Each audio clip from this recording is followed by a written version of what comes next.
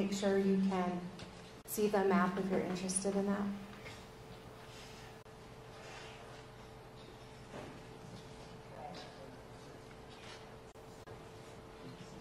All right, let's go ahead and get started. Welcome to the second public meeting, the first one for the Rocky Mountain Incident Management Team. My name is Brenda Bowen. I am one of the information officers with the team. How many of you were at the meeting last night? Okay. We do have more of those information cards, so if you did not get one of those cards last night, please make sure to pick one up from Tracy before you leave. We do have some additional websites and social media outlets and places for you to get information. Fern, I'm going to have you pop over. The story map that you saw last night and you're seeing up here today will be posted on the fire Facebook page. It has been already. Okay, so it's available for you. It's very interactive. You can zoom around, try to find your house from there, zoom in closer to the fire. The fire perimeter does get updated as things change. There is a smoke site that will show you the smoke dispersal. So as smoke conditions change, that also gets updated. I have not had a lot of time to look at that, but I hear it's a pretty amazing link, so I encourage you all to take a look at that. If you can go to our Facebook page, please. We have developed a Facebook page specific to the incident. How many of you are Facebook users? Several of you? Okay. This was not an attempt to take away from any of the sites that you normally go to get information. We will be sharing a lot of the information that's posted on the emergency blog, which is real life. The Red, White, and Blue Fire is live streaming. We will be sharing that to this page. We're just trying to consolidate all of those different places and sources of information into one spot so that you have access to fire information, evacuation information that we're feeding over into that as well. One thing that we started doing this morning that we'll continue to do is the team is here. If you can scroll down a little bit. After we get our morning update on what is going on, we will have an operations section chief do a video for us giving you the same tour of the fire that the firefighters get. So walking around the map, talking about what the plan is, where the firefighters are going to be for the day, what type of work they're doing. As soon as we record that, and this is the one from this morning, we will post that on the Facebook page for you to view. So we'll be doing that. We'll be providing more live updates throughout the day. If there's a need for additional videos, we'll do that. It may just be a couple sentences posted to Facebook, but as we get new information, we'll be feeding that to the sources of information for you. I think that's all we're going to say about that for right now. The order for today, we're going to keep it pretty similar to the format that you saw last night if you were at the meeting last night. We will start with Kevin Warner, who is the acting district ranger for the forest. We will then go to Joel Cochran, the undersheriff, and finish with Todd Pachota, the incident commander for the Rocky Mountain Type 1 team. Paul Kuhn, who is the deputy chief of operations with Red, White, and Blue Fire, is also present. So if there are any questions that you have that Paul can answer, he will be more than happy to come up and do that. And we also have Dan Gibbs, the county commissioner, here as well. So if you have any questions, he won't be speaking specifically this morning.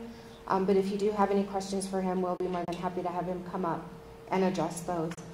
So with that, Kevin, let's go ahead and turn it over to you, and I will step back.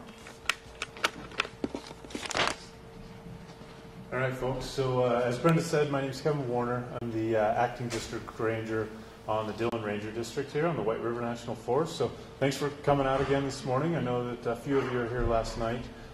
So I'll start out with just mentioning that as of 6 o'clock this morning, the Rocky Mountain Incident Management Team took over the management of the fire, and so Todd Pachota and his team have now taken over as that Type 1 team from the Type 3 team that assumed local control right off the bat when it first got started. So a few other things to mention are just the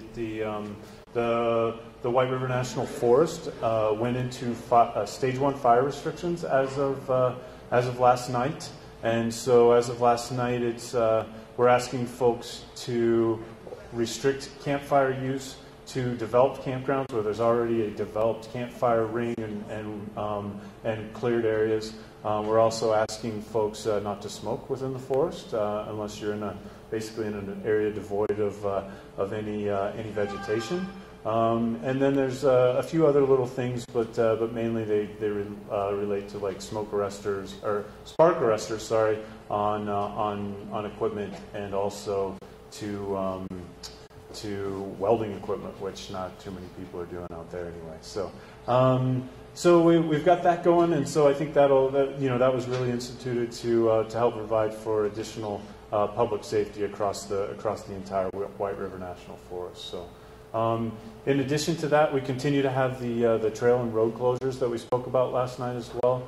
So the trails that are closed, and hopefully I get them all right because I didn't bring my list with me this morning. But we've got the Peaks Trail, the Colorado Trail, the Continental Divide Trail, Gold Hill, Wheeler, and I believe and then the Miners Creek Trail as well. All of those are closed for public safety as well. Those are all within the planning area for the fire, and some of them are actually real close to the fire itself. And then there's one road that's closed again. That road is the Miners Creek Road, so that's closed as well. So we've got those things going on, and really beyond that, I'm going to leave the discussion about the fire itself up to Todd, who I think is going to go after the undersheriff. So thanks a lot for coming out again this morning, and stay safe out there.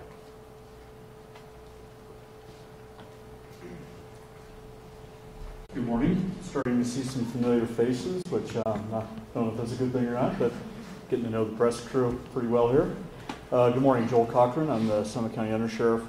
And just to update a couple of things, we still are maintaining the Peak 7 evacuation, and we'll continue to do that and evaluate that throughout the day, and let you know of any time there's a change about that. That's not a promise there's a change. We are maintaining that evacuation for safety reasons, and we'll continue to do that as long as that's the prudent thing to do. This shelter is serving two functions by the American Red Cross, and thank you to all their volunteers and their community members that live here in our community that are supporting this effort. So the hours today will close at 8 o'clock, and so that means if you or if you're staying here, hope you're enjoying the accommodations. And if you know of someone that needs to stay here, then need to contact the American Red Cross and let them know that. With that information, then they'll maintain this open tonight as a shelter, but otherwise this facility will close tonight at 8 o'clock. There was a couple of questions yesterday about our flagging system that we used on Wednesday and into Thursday to mark property. And the simple version of that is that we use white flagging, fire and law enforcement, when we've knocked on a door, talked to someone at that house, and they're evacuating.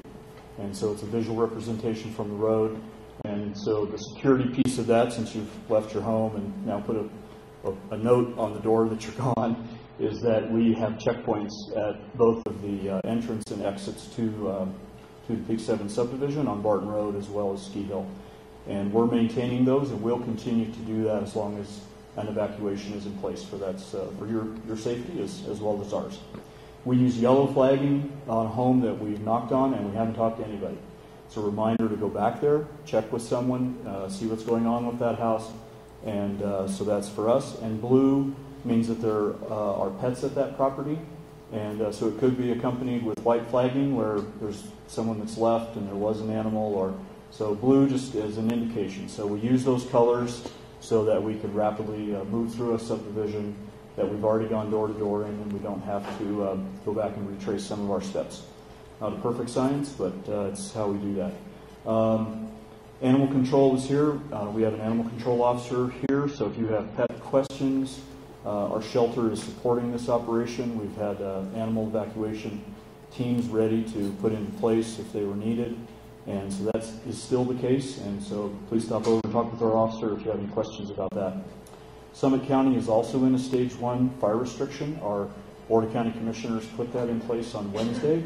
We were in the process of having that meeting as this fire got going, so it seemed like the timing was appropriate. So our stage restrictions mirror those of the White River National Forest. Makes it a little less confusing for the public that way. And but we will be enforcing those staged restrictions as we get calls and see what's happening at campfires and residential fires and things in people's homes.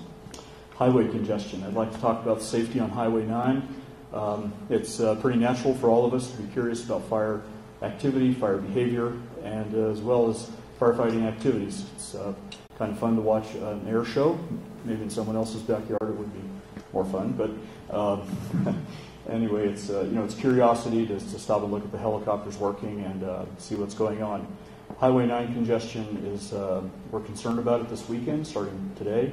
So you'll see an extra Colorado State Patrol presence. Sheriff's Office will be ticketing violators that park along Highway 9. That's a state law violation unless your car breaks down. So if you want to view the fire, get off on a side street, find an appropriate parking area, do what is good for you in that regard. But we're concerned about pedestrian traffic and vehicle traffic along Highway 9 and how that's going to be impacted by the fire activity today and the rest of the weekend. I don't have anything else. I think we're coming back to questions. So, Todd? Thanks. Good morning. Again, my name's Todd Pichote, Incident Commander for the Rocky Mountain Area Type 1 team. I'm very pleased to be here this morning. So as you all heard, we assumed command of the fire at 0600 this morning. I can report to you right now that the fire was static yesterday. There was no growth in perimeter. We're calling the fire 7% contained. There's probably line on 60% of the current perimeter. But that we can't call that line that's been constructed contained yet because it's not yet been secured. And the reason that other work has not been called contained yet, quite frankly, is because I'm scared we're going to get somebody killed. Okay? Not from the fire, but from trees falling over. So today what I told our folks is based on the weather and the predicted fire behavior today and tomorrow, the fire's going to do, I think, exactly what it did yesterday, which was not much.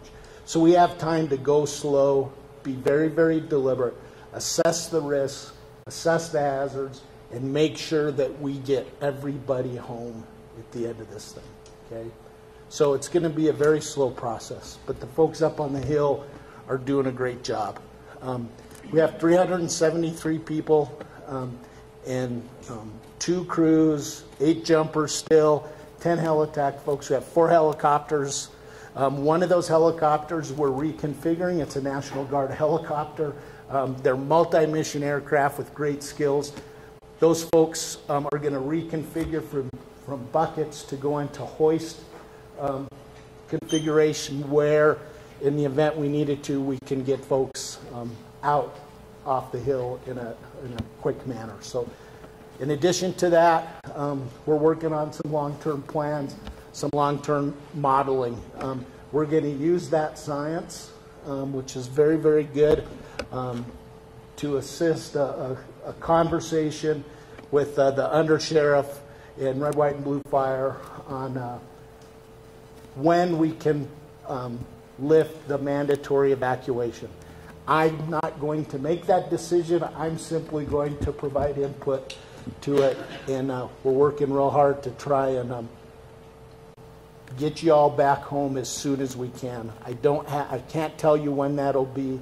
All I can do is tell you we understand the impacts on you all, and we're working hard to find ways to get you home. Again, I want to talk about priorities for the fire. I talked yesterday about I have 3 bosses. The acting forest supervisor for the White River National Forest, as well as Red, White, and Blue Fire and Summit County Sheriff's Office. The priorities, number 1 is obviously public and firefighter safety. Nothing is more important. Simple enough said. Number 2 is to maintain and strengthen relationships that exist within Summit County. I'm really happy to say that on a lot of fires, sometimes it's not always as smooth as it's been here. Your spirit of cooperation in the way that various levels of government have worked, to me, should be a model for others to follow, so that makes things very easy. Third priority is the protection of values at risk. And again, values at risk are people's livelihoods, their homes, their property, the tourism industry, keeping restaurants open, and the flow of traffic, all those things that add value to your community. They're all important, but I'm going to tell you that my most important value at risk is people. So we'll work very hard to do that. We're exploring options to be able to get around the remaining part of the fire in the manner that, one, minimizes risk to firefighters, and two, has the highest probability of success. I don't want to expose people to risks and hazard that have a low probability of success. It's just not fair to them, and I'm not going to do that. That's all I have.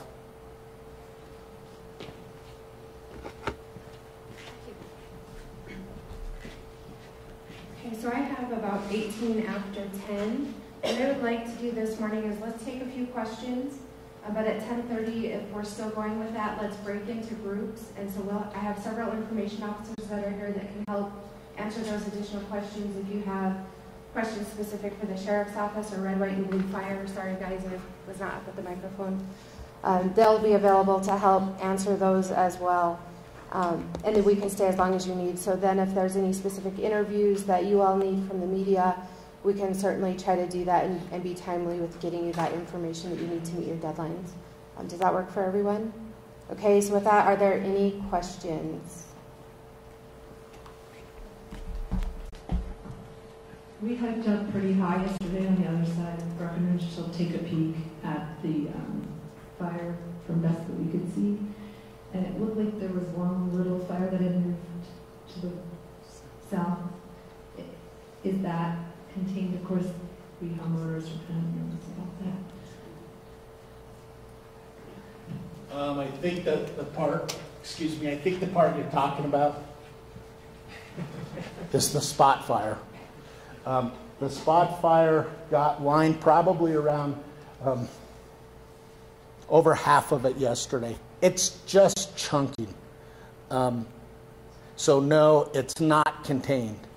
I'm not going to tell anybody here when it will be contained because of the risks and hazard. But we're in there. Just to give you an idea, so we talk about an 80-acre fire. Yesterday, one crew, in their construction of what line they were able to do, found 150 separate spot fires. Okay, ranging in size from a quarter to 10 by 10, 20 by 20. So it's very, very nasty up there. So I hope that answered your question. Was that inside or outside of the perimeter? Well, we brought line out around those spots to include them into the perimeter. So some of them were, but yeah, we're including those in the perimeter.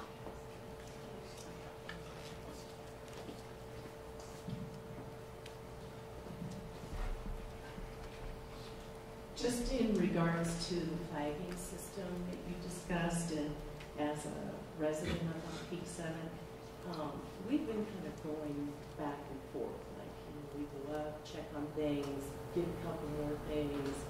Are we really obviously making your work that much more difficult? And should we not be going back up here at all?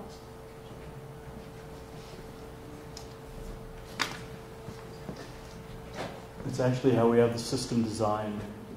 So we order an evacuation. In our county, we don't enforce that by forcibly removing people from homes. That wouldn't be practical. So we have those checkpoints, and those deputies that you're talking to, they're there for exactly that reason, because we know it's just not practical to tell you to go, expect you to do that once and be gone, and then sit and see the fire a mile away from your house and want to go back and get a prescription or a necessary paper or a vital document or something. So we're really we're really set up to accommodate that, and that's fine. That's why our staff is there. And then one side thing, does anybody have any ideas yet how the fire started? So your question was, how did the fire start? And that's being investigated today. That's a process that happens between the U.S. Forest Service and the county sheriff. And so there were fire investigators at this morning's briefing, and I believe as soon as there's safe passage to that original 50 by 50 foot square area that, or so to speak, that was identified as the original start. I think as soon as they can safely get there, they'll be there investigating that.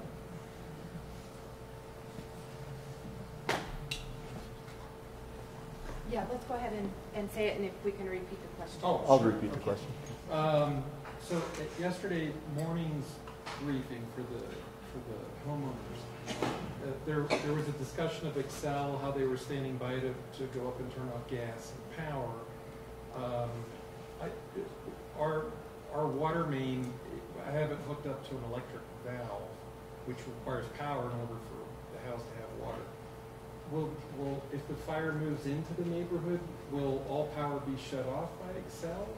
Because I'm wondering if I should undo that so that the water is always on for the house. It's not dependent on electric. I think I understand, and I'm going to repeat the question and then defer to the fire experts with Red, White, and Blue Fire Protection District. So your question generally is about utility connections and how if a fire were to get closer to the subdivision, we were to go and even more mandatorily evacuate because of fire in the neighborhood. What happens with utility connections, especially power and gas? So here's Deputy Chief Paul Kuhn. Thanks, Joe. We would prefer that you actually leave everything up to the experts with the power. Excel will take care of everything that we need to maintain safety and that kind of thing. So that would be our recommendation, is that you just leave everything alone and we'll take care of it. Oh, okay. But the question is, because it's simple enough for me to just throw a valve and then the water's always on. Okay. Because I'd like to have the water on at the house. If there's sprinklers running and things, we're not there, but just... Sure, and that would be up to your judgment. Again, the utilities aspect of it, we would prefer that we leave that to the experts. Okay. But they shut the power off if the fire's in the neighborhood. That's correct. That's all I need. And it is for our safety when we do. Thank you. That's all I need. Thank you. Thank you. I have a question here at the second table. He's waiting for me. What's changing now that we're at tier 1? Do we get more money, more people? Does Todd get his data faster? So the question was, what happens now that a type 1 team is here? What does that mean? Based on the threat of the fire, obviously, I have a greater capacity to request additional resources. That being said, I can request all I want, but I also am placed in a priority across the nation. So our fire, although it's important, perhaps somebody in Nevada or somebody in Arizona or New Mexico or other parts of Colorado are also competing for the resources.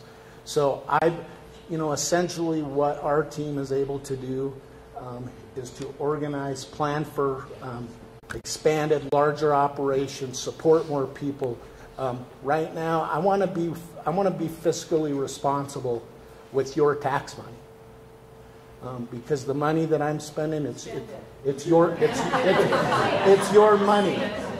But at the same time, simply ordering more and more and more stuff, that doesn't equal less and less and less fire.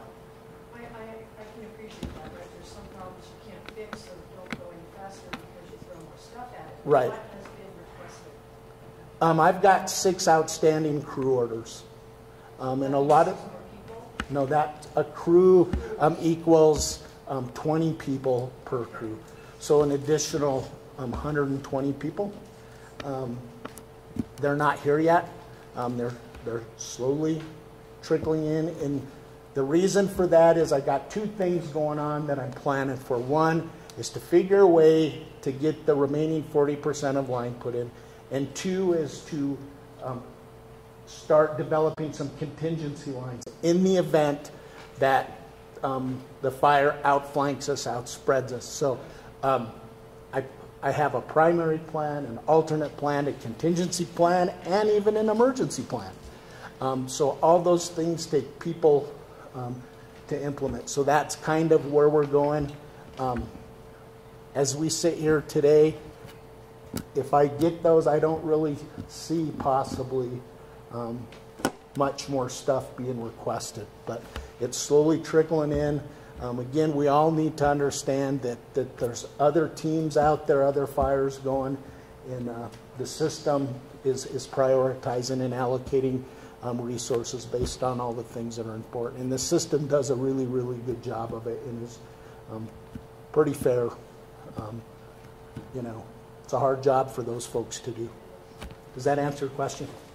Sort of. Can I also ask, please, I can't pull up the Facebook page, it's just not loading. Could those milestones please be posted on the Facebook page and current pictures of the fire? Was the one that was up there that you showed briefly, was that this morning or? Right, no. Yeah, we're in the process of getting that updated, so we will post current pictures as we get them from the line, and we will include when and where that was taken. And can we So post you can see that. discrete progress milestones? Yes. Containment, size, Yeah. number of personnel, yes. Figures, how many more people Yes. are coming in, how you're doing on the modeling, so we know when we're going to be able to go back home, things like that. We will try and do our darndest to provide timely, accurate information that helps you all feel better. All right. Thanks, Todd. Let's go ahead and just take a couple more quick questions, and then as I mentioned, we can break into groups. Before I come back to the last two folks, and I have these two ladies here in the third row, the information officers that are in here with me, can you raise your hand? Haley, raise your hand. All right, so you see them all. If you have any questions, grab one of us. We do have the information cards as well that Tracy is holding up in the back. We're more than happy to help. These fine gentlemen over here on my right-hand side are also here to assist. And Todd, if you have any additional questions, we can take that. So let me come back.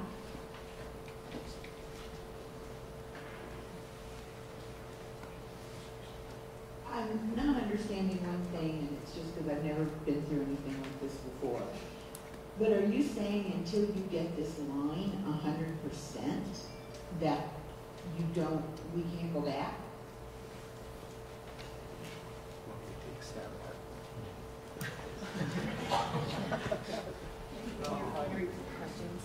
I think the question was, do we have to have are we trying to get to 100% on the southern edge of the fire or something like that before we say you can go back home? It's a little bit more complicated than that. We've been talking about how it's so important to understand the triangle between fuel, terrain, and weather.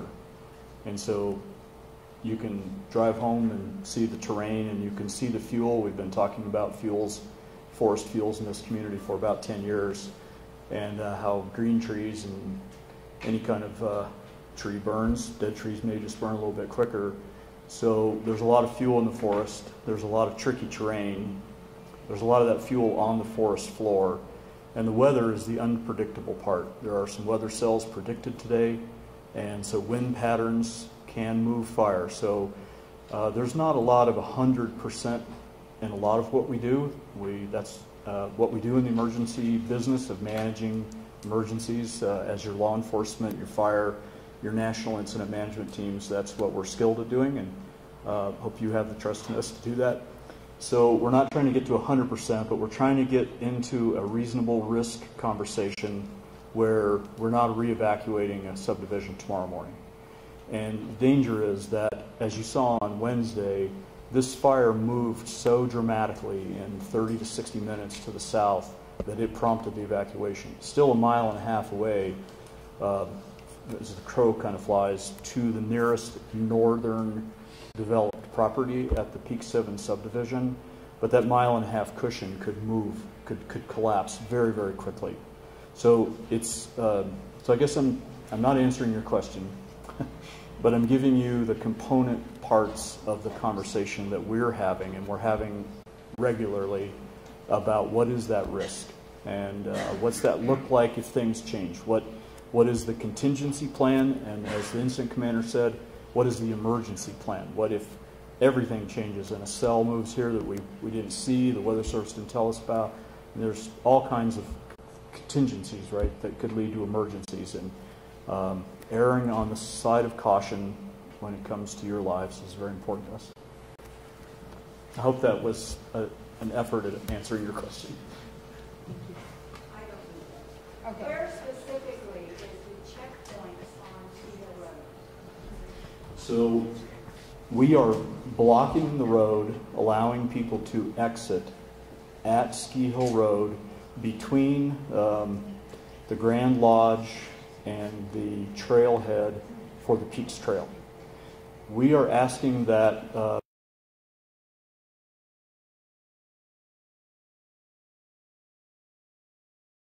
through Barton Road or come back in through Barton Road. So we have a small mobile device that allows, some of you may have these little blue or green tags, I'm not sure what color we're using. Green.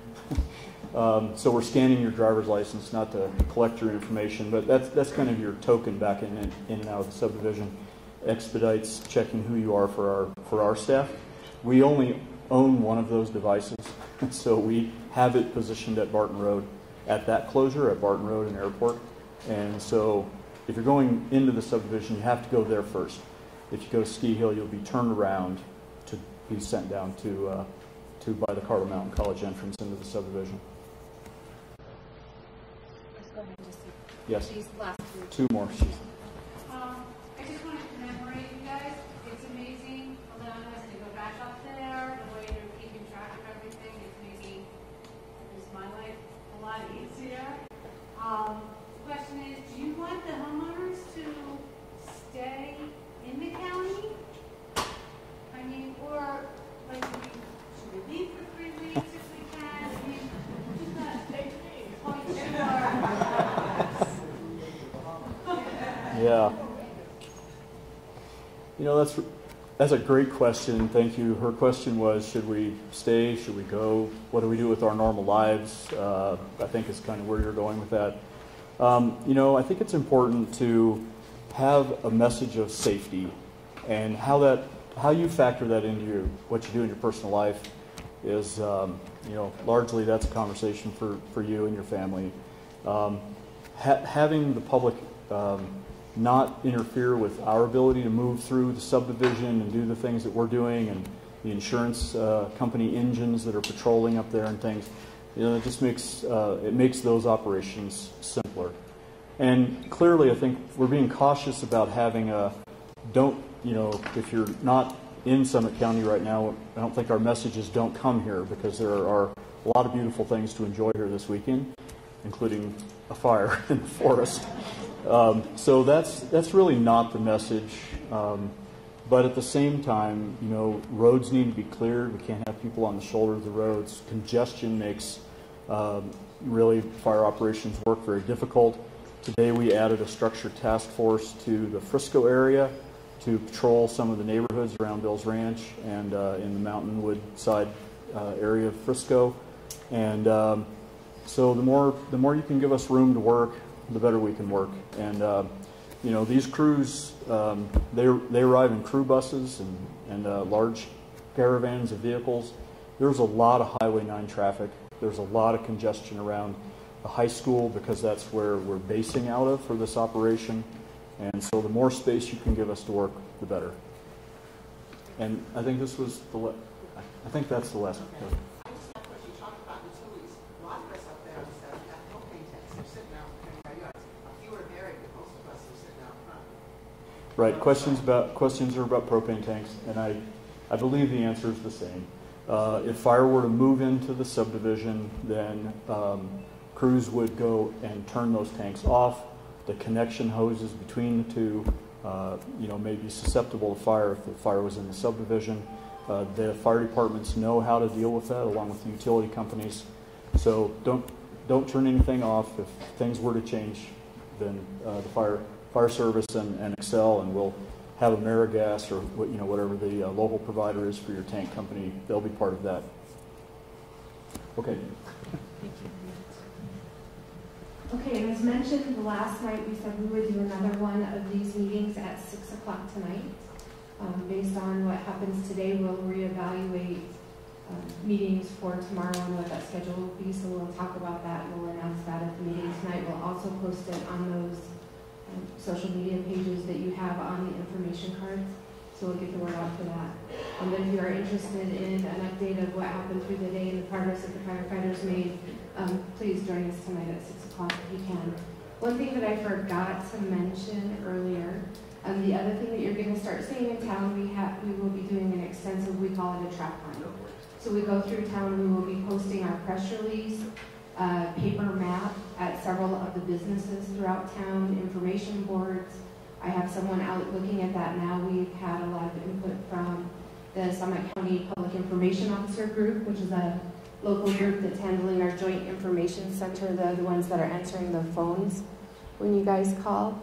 So we will start posting all of that information as well. So if you're not social media, my husband doesn't know how to turn a computer on, and he has a flip phone, so he's going to go to the local gas station and want to read the paper press release and the map. So we have another one in the crowd that does that as well.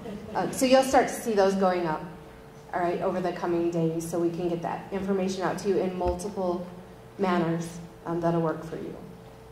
With that, like I said, we're not going to take off and leave right away. So if you have additional questions, I know a couple of folks raised their hands, grab one of us. We can come up to the map.